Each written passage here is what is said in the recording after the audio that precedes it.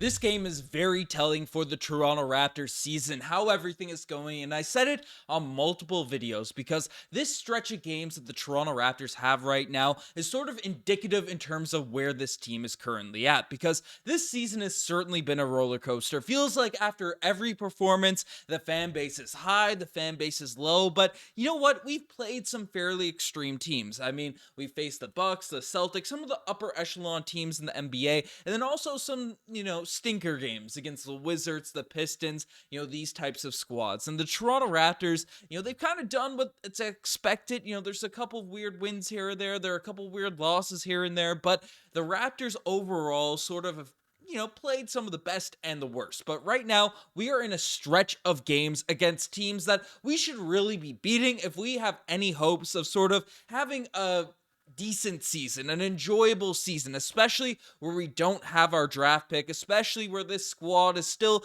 sort of built to win now, right? We need to be able to beat teams sort of in that Eastern Conference picture that are, in that mid-level tier. The Orlando Magic, the Pacers, the Knicks, the Cavs, the Hawks, the Nets. These are all teams that the Raptors have to be able to squash, to beat, if we want to have any chance of, being in the playoffs, of being a squad that should be respected, and, make a pitch to Masai Ujiri to keep things together. We've lost the Sixers, we lost the Celtics, the Bucks. That's it. But we come out and lay a stinker like this one to the Orlando Magic. That is very telling where this Toronto Raptors team is, and all credit to the Orlando Magic. Again, looking at this sort of standings right here, they're 9-5. They're right in the middle of the pack, upper tier of the Eastern Conference, and looking at it, I'm impressed with this Magic roster. I mean, we knocked them out a few seasons ago. They came back in the playoffs. They were getting first round exit after first round exit, and this team decided to tank for 2 years, and now their roster is looking really solid with Franz, with Paolo, right? Jalen Suggs came out and went nuclear tonight against the Toronto Raptors. I mean, it's just disheartening to see. I'm not saying that the Raptors should go the route of the tank. The Raptors should blow things up immediately after this Orlando Magic loss, but this game specifically, the lack of energy, the lack of production, the consistent issues we're now seeing a pattern of over the course of the season, it is very telling where this Toronto Raptors team is. And now, I'm not saying all hope is lost. We play the Pacers, we play the Nets, we play a lot of these teams that are sort of in our picture right now over the next week. So if we get 3 wins, yes, the morale will be back high. But this is a brutal loss, and one of the most brutal losses of the season, because the Raptors just got blown out by 20 points. It wasn't like anyone on the roster was particularly horrible. I mean, Pascal, OG, Scotty, their all stat lines were fine, their efficiency was fine, and when you have nights like this, especially from your starters, and we'll dive into the bench because there are some serious problems there, but, when you have guys like Pascal, who's having a decent game, and again, a lot of credit to the Orlando Magic, played some really strong defense in this one, but the Toronto Raptors top guys just didn't look that engaged. There was a lack of energy. There was just a lethargy out there on the basketball court that was popping through the TV screen. You could see it, and from start to finish, really, in this one, in a game that in theory should be a wake-up game for the Toronto Raptors. It's one of those in-season tournament games where we showed up against the Boston Celtics the other day, right? One of these tournament games against sort of a positional rival in the standings, the Toronto Raptors had to come out with a little bit more emphasis on, hey, we got to squash this Magic team. We got to come out, and then, Dennis Schroeder took a lot of shots in this one, did his thing, but, I mean, no one else really just put their stamp on this one. No one was horrible, but in the starting lineup particularly, but no one really put their stamp on this game, and that's just a part of it, and people are talking about the slow starts and head coach Darko Rajovic not motivating the team. This was also an issue with Nick Nurse in the past as well, so I'm not blaming it on the coach, Nick Nurse, or Darko Rajovic, but there is some issues, serious issues, with our lack of starting and problems along those lines. A bit of the, Jakob Poeltl slowness on the defensive end. We gave up like 37 points in the first quarter, and that was just horrific to see. The defense, we're supposed to be a defensive team. We're giving up 127 points to the Orlando Magic, who, yes, are a good squad. I don't want to they're a good team in the Eastern Conference, but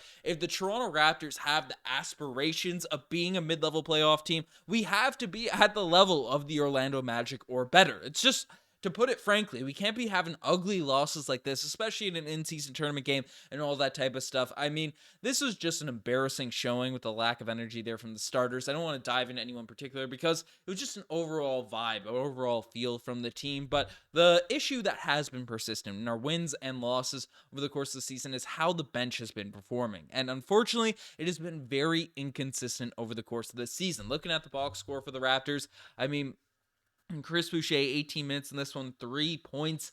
Jalen McDaniels at least got a bucket, knocked down a 3 there, which is good to see. But one guy that definitely disappointed me, and I hate to say it because I see the potential in Precious Achiuwa, but man, he did not look good in this one tonight. 5 points, 3 turnovers. Again, had 4 assists, or 6 rebounds, 4 assists, 1 steal. You might be sort of looking at pauses there in the box sheet, but just from the eye test, Precious Achiuwa looked out of control. Doesn't look like he's taken that leap, and it's unfortunate because he had a couple of pretty good games leading into this one, obviously against the Pistons and the Celtics. So I don't know. Precious Achiuwa is definitely going to have to be more of an impact player. One of Precious or Chris Boucher off the bench. The Raptors need that sort of spark. And then also, he's also in the thumbnail, Gary Trent Jr.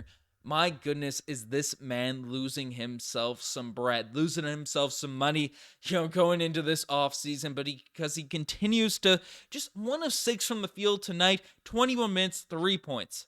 Gary Trent Jr. is supposed to be that firepower off the bench. Is supposed to be that guy that is an automatic bucket, an automatic scorer, and he's a player that we thought was getting $20+ million this offseason in terms of a contract extension. He said, no, I'm not opting into a deal. I think he could have got that type of bread, and unfortunately, betting on yourself, I think Gary will snap out of it, but so far this season, if he was up for a contract extension, the season ended today, Gary Trent Jr. might not make over $10 million.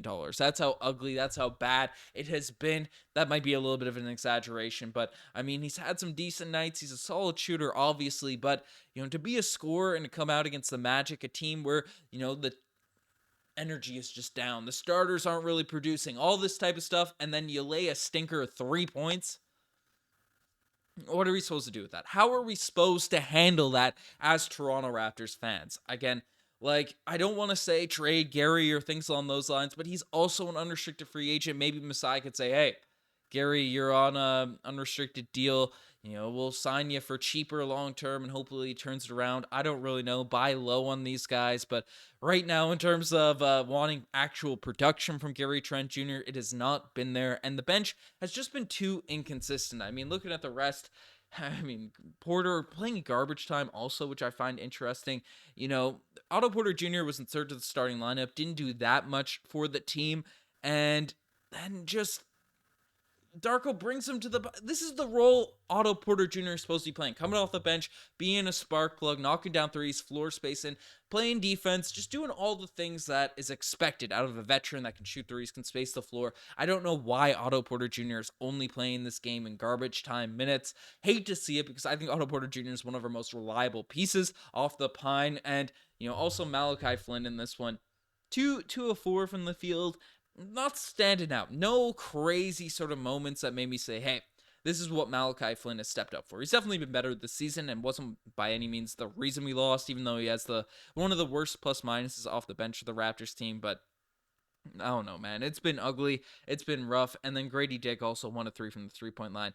Again, I'm not horrified with Grady Dick's performances. The threes have to go down at some point, but I think overall he's doing some good things. He's only 20 years old. He just turned 20. I'm not stressing over Grady Dick at this point, but I mean, we kind of alluded to it. It's in the thumbnail and stuff, but if the Raptors lose this upcoming stretch of games, if this gap that's happening in the Eastern Conference right now, the Toronto Raptors are the 11th seed, and we're really close to the Nets, we're close to the Hawks. We're not by any means out of it. The sky hasn't completely fallen for the Toronto Raptors here now at this point, but if that gap widens after the next few games, the next few performances we have against these sort of mid-level teams, I mean, alarms are going to have to be sounded. And obviously, we're probably going to wait till later December to January where actual decisions end up getting made or approaches or things along those lines. But those things are things to look at right now at this point, and changes are going to end up happening if the Raptors do fall too much out of the race, because we are in the worst possible position right now, given the fact we don't have our draft pick that is top 6 protected. So the Raptors either have to bottom out or have to be at least able to beat the Orlando Magic in compete with the Orlando Magic in a midseason game. That's just how it's going to go. But let me know what you guys think about the Toronto Raptors, how you're feeling about the team after this loss. Subscribe to the channel if you guys haven't already. I mean, we're super, super close to 30,000 subscribers, and you made it this far, folks. Over half of you haven't subscribed, so let's hit that sub button. But anyways, tough one for the Raps. Hopefully they bounce back. I'm signing off. Cheers.